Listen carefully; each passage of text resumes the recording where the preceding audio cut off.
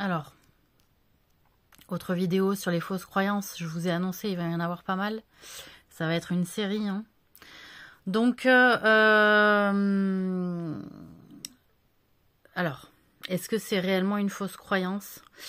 Voilà, la question est dans la relation homme-femme, dans les couples, puisque ça a fait beaucoup de disputes.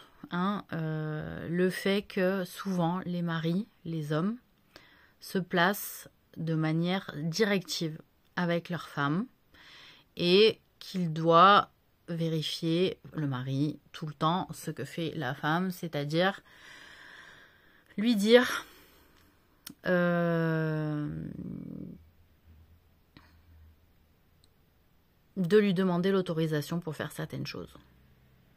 Voilà, on va parler directement de ce sujet-là, du fait dans le couple de devoir se demander l'autorisation pour faire telle ou telle chose, puisque c'est ce qui a participé à éloigner le cœur de la femme aussi du cœur de l'homme.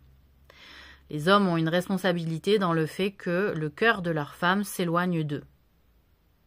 C'est un fait. C'est une responsabilité qu'ils ont.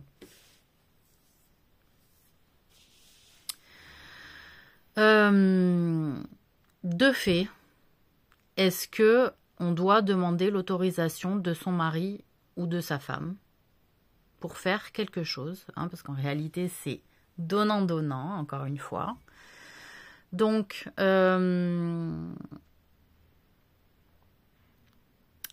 eh bien, c'est pas réellement qu'il faut demander l'autorisation pour faire telle ou telle chose, parce que ça ne met pas à l'aise l'un et l'autre partie dans la relation de couple. L'idée, quand on est en couple avec quelqu'un, il faut pouvoir être à l'aise. Et si pour tout un tas de choses, il faut demander l'autorisation, ça veut dire qu'on ne sait pas vraiment ce qu'attend l'autre de nous ou ce que l'autre fait de sa journée. Donc ça veut dire qu'il y a une méconnaissance de l'un ou de l'autre partenaire.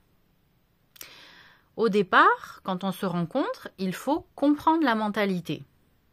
Et il ne faut pas hésiter à se poser des questions. Parce que la manière dont on se rencontre dans les films, c'est bien joli, mais c'est aussi beaucoup dans les films, hein, que ça se passe comme ça. Même si ça existe dans la réalité, bien évidemment. D'accord ? De fait, hein, il faut pouvoir se sentir à l'aise dans le couple et ne pas avoir demandé l'autorisation. Toutefois, quand il y a des enjeux, on va dire un peu collectifs, de village, de quartier, de ville, et que nos faits et nos gestes ne sont pas anodins. Pour les femmes qui veulent des statuts de reine, ou des statuts de baronne, ou des statuts de duchesse, d'un peu, dès que ça touche un petit peu à la noblesse, qu'on a une responsabilité vis-à-vis de la collectivité. On n'est pas au fait de toutes les affaires du mari, qui incombent en réalité aussi au couple, et qu'il ne faudrait pas que les choix de la femme durant le jour ou la nuit aillent à l'inverse de la volonté de l'époux ou des affaires de l'époux. D'accord ? Donc il faut être aussi consciente de ça de manière avérée, parce que c'est notoire que en réalité les personnes font quand même des affaires, que ce soit le mari ou la femme, et qu'il n'est pas vraiment de bon ton pour la femme que le mari apprenne qu'elle ait fait telle ou telle chose par d'autres, et que quand il lui demande de qu'est-ce qu'elle a fait de sa journée, par exemple le mari, c'est arrivé, qu'il demande ce qu'a fait la femme de sa journée, sa femme de sa journée, et qu'on saute des passages. Non. Normalement, voilà, la réalité aussi pour pouvoir être à l'aise dans le couple et avec son partenaire, c'est qu'est-ce que tu as fait dans la journée ? Ben, je te cache pas ce que j'ai fait dans la journée, je te dis tout. Comme ça, il n'y a pas de surprise et j'apprends pas par quelqu'un d'autre un truc, ou je passe pour un con. Parce que je me rends compte que ma femme peut-être me prend pour un con parce qu'elle m'a pas tenu au courant de ce qu'elle avait fait. Il y a peut-être 2-3 jours ou il y a 2 jours alors que j'ai demandé qu'est-ce qu'elle avait fait de sa journée. Oh, rien, tu sais, comme d'habitude. Vous voyez? Que ce soit pour l'homme ou pour la femme, hein, faut pas jouer ce jeu-là. Donc forcément, on peut arriver dans ce genre de situation-là à des points d'extrémité en disant, quand tu fais quelque chose, maintenant tu me demandes l'autorisation puisque tu fais des choses que tu n'assumes pas devant moi, que tu fais en douce.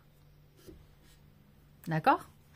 Ou on donne un droit au mari, hein, ou on donne un droit entier au mari d'avoir un regard sur sa vie, ce qui est légitime, franchement, dans la relation de couple, que ce soit un pax, que ce soit un concubinage ou que ce soit un mariage.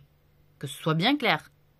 Le genre de personnes qui disent dans le couple « Ah c'est bon, je te dois rien, on n'est pas mariés », vous vivez ensemble, vous partagez la vie de votre compagnon, ou alors vous le prenez pour un con, c'est-à-dire vous l'utilisez.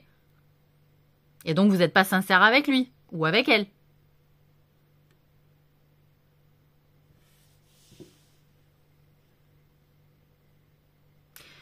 Donc, c'est au regard de tous ces éléments qu'on regarde si la personne est injuste à demander des comptes sur ce qu'on doit faire ou pas dans la journée.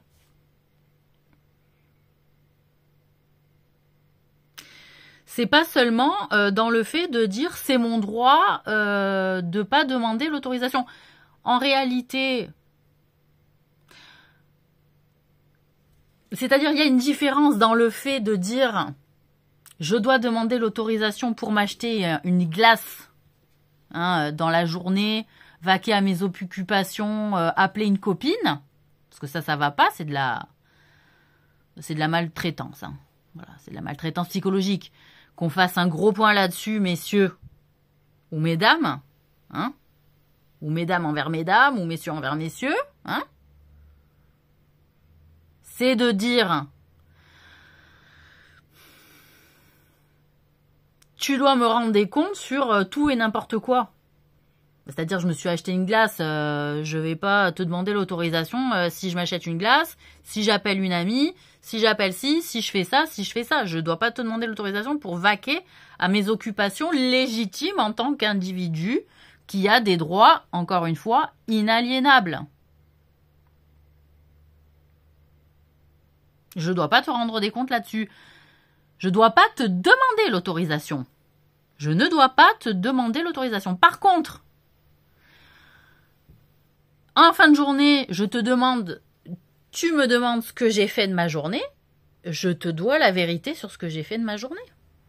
S'il y a un mensonge, ça veut dire qu'il y a un truc qui est caché, ou ça veut dire que si on cache quelque chose à son partenaire, ça veut dire qu'il y a un malaise dans la relation avec son partenaire, et qu'il y a quelque chose qui est caché, et qu'il y a une vérité qu'on n'assume pas pour soi-même, et qu'en réalité, en mentant à son compagnon ou à sa compagne, il y a peut-être sur quelque chose qu'on n'ose pas lui dire, un sujet qu'on n'ose pas aborder avec cette personne, parce qu'on a peur de sa réaction, parce qu'on ne sait pas ce qu'il va penser de nous, si ça va être un sujet à dispute, si ça va être un sujet à séparation jusque-là aussi, et que donc on trouve ça plus simple de cacher certaines choses. Donc j'ai envie de dire, vous avez un devoir envers vous-même de vérité. Peu importe vos craintes sur la sécurité, sur le financier, sur la situation financière, parce que ça veut dire que vous êtes hypocrite avec la personne avec qui vous vivez et que ce qui compte, c'est la situation et la sécurité financière dans laquelle vous vous trouvez grâce à votre relation avec cette personne. Et que vous préférez mentir sur des petites choses, sauf que peut-être la personne avec qui vous êtes en réalité, elle est avec vous, pas pour la sécurité et la situation financière, parce que sinon, elle poserait moins de questions, elle aurait moins besoin, elle serait plus évasive sur les besoins de vérité. Les besoins de vérité dans une relation de couple, c'est que ce qu'on vit, c'est vraiment vrai. Les sentiments, ils sont vraiment sincères, ils sont vraiment vrais.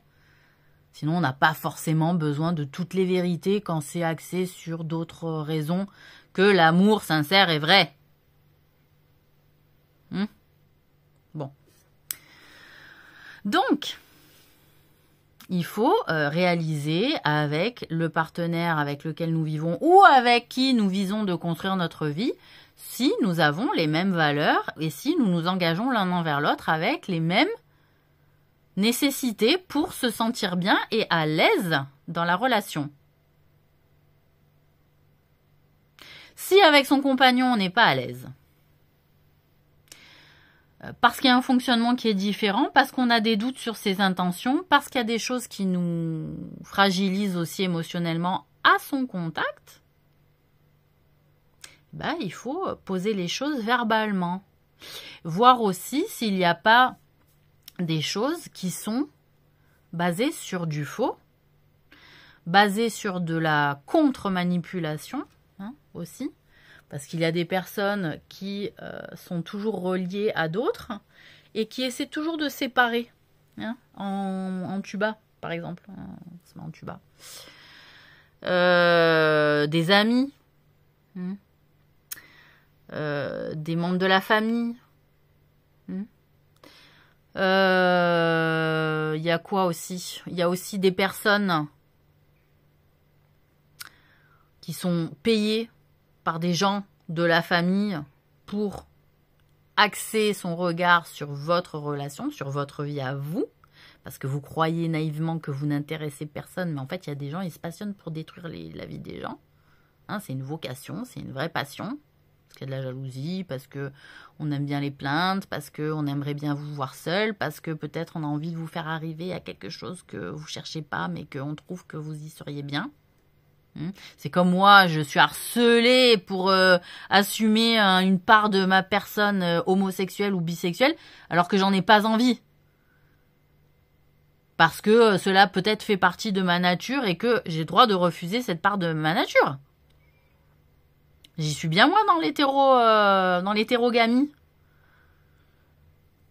Dans l'hétérogamie. Dans l'hétérosexualité. Putain. Bon, dans l'hétérosexualité, j'y suis bien. Voilà, je voudrais qu'on me laisse tranquille, en fait. Parce que si c'est pour jouer le rôle de mec avec d'autres nanas, c'est pas la peine. Moi, j'aime bien le rôle de femme avec les mecs, je suis désolée. Voilà. Donc, voilà. Et puis, le plaisir 5 minutes avec une meuf, franchement. 5 minutes, voilà. Pour ça, elles ont toujours besoin d'un mec quand même, au final, tu sais, pour les plans à plusieurs. Enfin, quand même, en général, elles aiment bien les plans à plusieurs parce que, tu vois, il manque toujours le god. Non, mais on parle vrai, tu vois. Voilà, donc, il y a un petit côté où moi, j'aime bien l'intimité intime. Voilà, tu vois, j'aime pas que... Tu vois, les orgies, c'est pas mon truc. Bon. Donc, voilà. Donc, l'idée, c'est de dire... Est-ce que j'ai un caractère, et ça, messieurs, je vous l'interdis, de demander des comptes sur tout et n'importe quoi à vos femmes de manière à les culpabiliser, à en faire des petites créatures fragiles. Aimez des femmes fortes, mais qui vous respectent. Vous n'êtes pas obligés de les dominer et de les fragiliser pour qu'elles vous respectent, messieurs. Certains. C'est pas la peine. Elles vont vous respecter, mais laissez-les être fortes et donner un sens à la force d'une femme, mais qui respecte le droit du mari. Pas le mari, le droit du mari, comme vous respectez le droit de la femme. Voilà. Et donc, si les choses ont été observées de manière neutre et objective le plus possible, de dire, bon, il me demande des comptes, mais c'est-à-dire, j'ai merdé, j'ai fait ça en loose day, j'ai fait ça en douce. Déjà, si vous êtes avec une femme comme ça, messieurs, ou si vous êtes avec un homme comme ça, mesdames, partez, parce que quelqu'un qui fait toujours des trucs un peu en loose day, c'est chiant, ça demande une surveillance, on ne sait pas pourquoi il fait les choses, ça veut dire qu'on ne comprend pas le caractère, qu'on ne comprend pas l'esprit de la personne, et que si on ne comprend pas l'esprit, il ne va pas pouvoir se confier à nous, et s'il ne peut pas se confier à nous, ça veut dire que il ne se sent pas complètement à l'aise avec nous, et que quelque part, dès qu'il rencontrera une personne avec qui il se sentira plus à l'aise, il va partir. Hein, parce que la nature de l'être humain, c'est quand même d'être soulagé, de se sentir à l'aise. Donc c'est une histoire qui peut durer, mais qui à un moment donné fait que on réalise que ça va pas, parce qu'on se sent pas assez à l'aise avec la personne pour pouvoir discuter. Voilà, et c'est tout là le souci. Hein, voilà. Voilà, donc pour les personnes qui voulaient que je réagisse sur ce sujet, sur le fait que souvent les femmes, elles se sont retrouvées à devoir demander l'autorisation pour tout et n'importe quoi. Est-ce que c'était le cas au départ de la relation, ou est-ce qu'il y avait quand même une confiance qui était présente et que c'est avec le temps en fait que ça a commencé à changer? Ben, il faut se demander qu'est-ce qui a fait que ça a changé, hein, qu'ils n'ont plus fait confiance en fait. Ou si c'était là dès le départ, ou alors ça jouait les jolis cœurs, l'homme parfait, que du jour au lendemain ça change pour vous justement fragiliser et asseoir leur instinct de domination. Ça veut dire que vous êtes avec un manipulateur pervers narcissique et que il a tendance à vouloir écraser un peu la féminité de la femme, hein, parce que ça l'énerve. Voilà. Il y a des hommes que ça énerve la féminité, comme il y a des femmes que ça énerve la virilité, vous voyez. Bon, ça en fait des personnes qui s'intéressent à leur sexe, en général, plus qu'aux autres. Donc on appelle ça l'homosexualité, ou la bisexualité, ou voilà, ça sert à rien de s'échauder. Bon, donc voilà sur ce sujet, et il y en aura purement peut-être d'autres, voilà. Je vous souhaite quand même une bonne fin de week-end.